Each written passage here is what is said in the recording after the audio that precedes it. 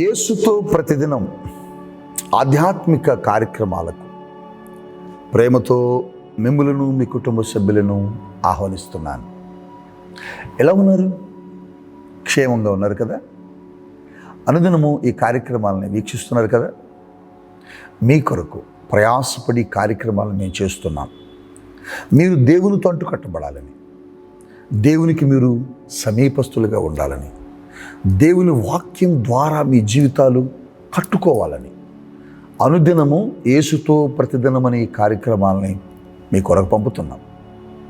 ఈ కార్యక్రమాలను చేస్తున్నప్పుడు ఎంతో శ్రమ, ఎన్నో బాధలు, ఎన్నో ఇబ్బందులు, ఒక్కొక్కసారి పరిస్థితులు అనుకూలించక చాలా ఇబ్బంది పడుతూ ఉన్నప్పటికీ మీరు దేవునితో అంటుకట్టబడాలని, మీరు దేవునితో సహవాసం కలిగి ఉండాలని, మిమ్మల్ని దేవుని వాక్యముతో బలపరచాలని దేవుని సేవకుడిగా ప్రయాసపడుతున్నాను.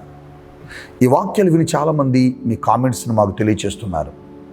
ఈ వాక్యాలు విని చాలామంది మేము ఈ రీతిగా బలపరచబడుతున్నాం, ఈ వాగ్దానాలు మా జీవితంలో చాలా దేవునికరంగా ఉన్నాయని మీరు ఇస్తున్న కామెంట్స్, మీరు పెడుతున్న ప్రేయర్ రిక్వెస్ట్లు, మీరు చేస్తున్న ఫోన్ కాల్స్ మాకెంతో ఆనందాన్ని, ఉత్సాహాన్ని ఇస్తున్నాయి.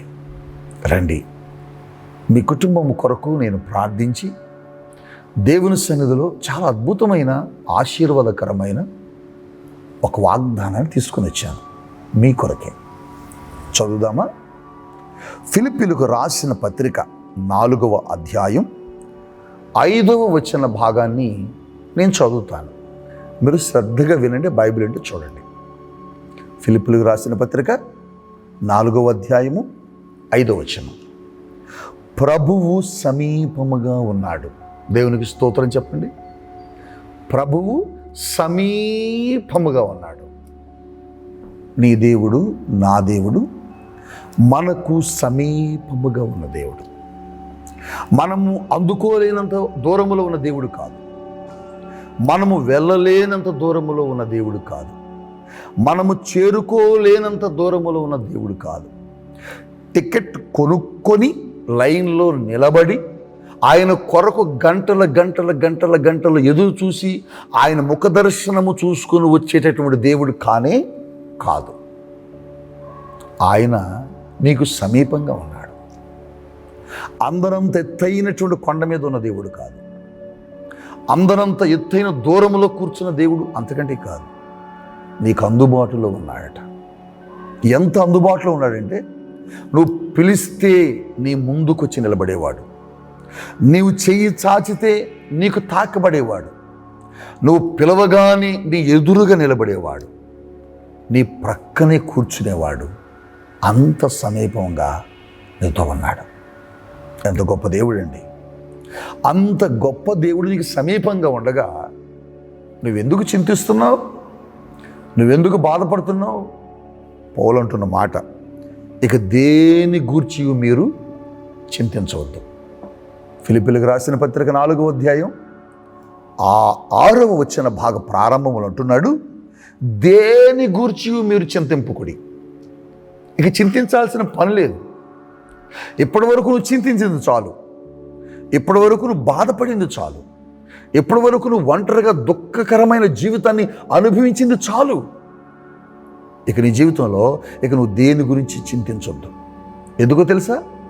ఆయన నీ చింత యావత్తును తొలగించగలిగిన గొప్ప దేవుడు, నీ సమస్యలన్నిటిని పరిష్కరించగలిగిన గొప్ప దేవుడు, నీ ప్రతి అవసరతను కూడా క్రీస్తు యేసునందు తన మహిమలో నీకు అనుగ్రహించగలిగిన గొప్ప దేవుడు.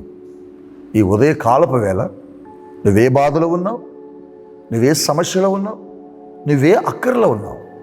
సంగమా, ఓ ఫిలిప్పీలారా, మీ దేవుడు మీకు దగ్గరగా ఉన్నాడయ్యా. మీరు ఆరాధించే దేవుడు మీకు దూరంగా లేడయ్యా, మీకు సమీపముగా ఉన్నాడు. ఎంత సమీపముగా అంటే నువ్వు అందుకునే అంత సమీపముగా, ఎంత సమీపముగా అంటే నువ్వు చేరుకునే అంతగా. నిజం నాన్న, ఈ భూమి మీద దేవుళ్ళు మనం చెప్పుకుంటూ చాలామంది చాలామంది అయ్యారు. వాళ్ళెవ్వరూ కూడా మనుషులకు దగ్గరగా లేరు, మనుషులకు దూరంగా ఉన్నారు.